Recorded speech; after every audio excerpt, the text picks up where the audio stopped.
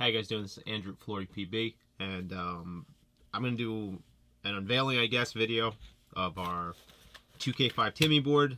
I say 2K5, or it's Gen 3, but I'm 99.9% positive I never owned one, but I think a 2K6 Timmy or a Gen 4 Timmy is also the exact same board as the 2K5 Timmy is, or the Gen 3, the alias Timmys.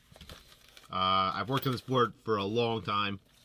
I have around 25 of these made right now. The next run of 25 is going to be put in the works probably pretty quickly because I know there's decent demand for these.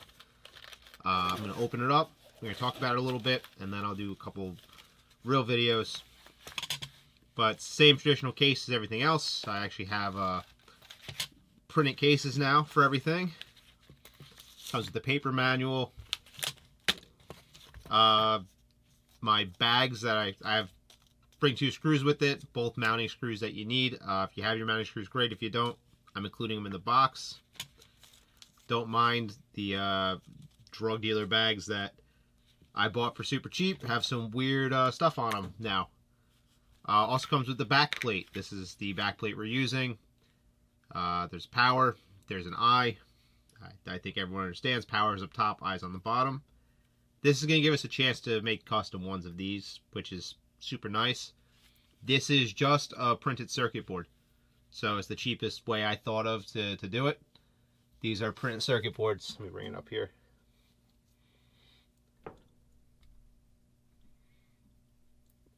Yep, printed circuit board cut out. So there's a little bit of flex in it.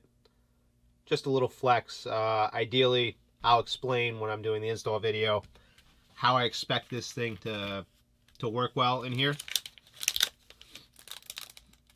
And without further ado, I'm going to try to get it out of the package. I kind of expect you to rip the package open because it's a squeeze to get it in there.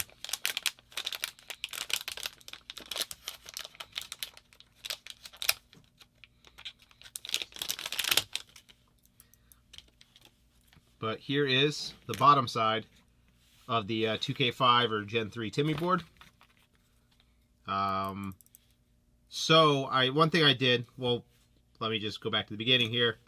Same like the rest of my boards, is DM chip based, so you can put any DM chip you want in here, just like the old Lucky boards were. I don't know how good they were for Timmys, but I really like how this board's working. There's 2 buttons. Top button is power, bottom button is eyes. That correlates to the back plate that we have, which works out pretty well. Gets rid of the membrane pad. Any membrane pad issue you would have had is now gone. Your Timmy eyes are still here.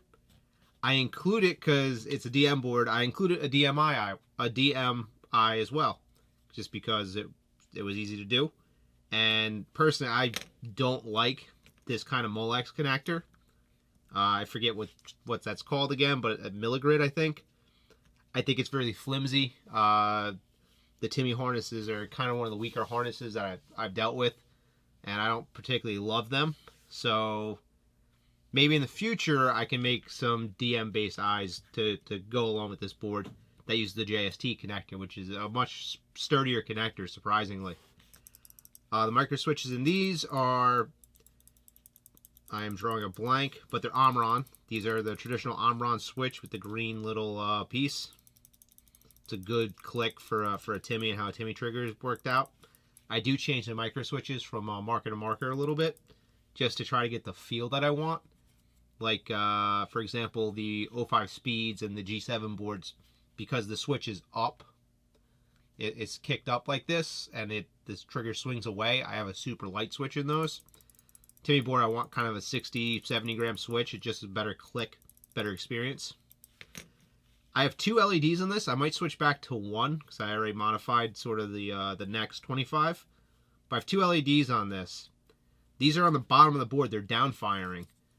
And I put 2 holes to get the light through, because one thing I never loved about like the Tadao board, for example, the infamous board, that light, when they put the LED right here in the screen, it is absolutely eye-searing. Like, you can't look at it. Like, you got to keep your hand in front of it. So I put the LEDs down firing, so you see a little green light or a little light in the screen.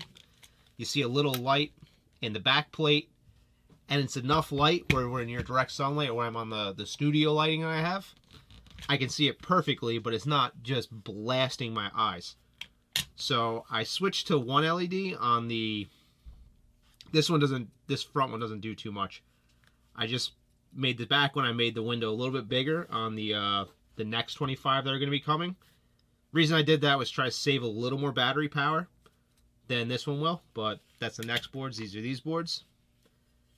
And yeah, that is the FloryPB 2K5 Timmy board. Put in. I've managed to talk about a couple other things we have on here. The QR codes are on the board. This one is visible through the window. If your window's as dirty as this one, your phone's never going to read it, but maybe it can, maybe it can't. A bigger one for your phone to read is up here. And I have, let me just, okay, you can see it. The conformal coating is on this side specifically, so it's all very shiny to keep it waterproof.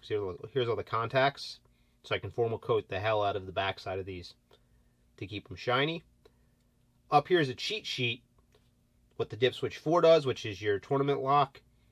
Your dwell is green, your rate of fire is red, anti-mechanical bounce is purple, ball in place is teal, fire mode is yellow, your fractional balls per second is white, and your D-bounce is blue. And that's all a cheat sheet that's on the top of the board, so if you're programming it, most of the information you need is already available on the board. And I was able to do that because this board has just this honking amount of material here. I guess just to keep talking about a couple other things that the reason this took so long to build or to put together, one was getting the eyes right was a problem, but also getting the fit right was a big deal. I'm using a lot of big components, a lot of things that stick off the board. They dissipate heat very well, and they should last an incredibly long time in a paintball environment. But that made it a little difficult to run my wiring and make sure I had everything that would fit. But I have a strategy, and I have a way that fits very well. And the other thing I did is I tried to keep all of my traces out of the magnet area. Like, this is a big electromagnet in a way. Your solenoid, and this is your solenoid block.